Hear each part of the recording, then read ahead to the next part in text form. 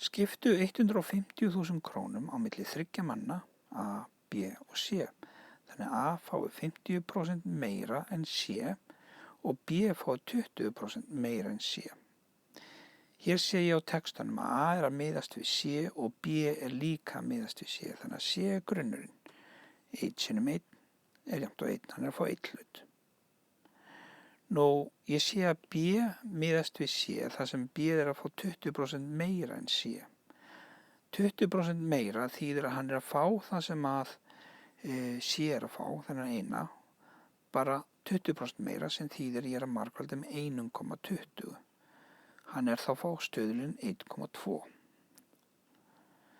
A síðan líka að fá það sem C að fá, bara 50% meira.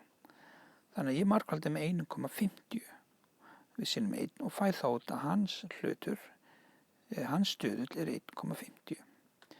Leggjum saman stöðlana og þá fæ ég út að heildarhlutina þeir eru 3,70. Þá ég komið með hana sameiginlega stöðul sem ég ætla að deila upp í upphæðina sem ég á að skipta.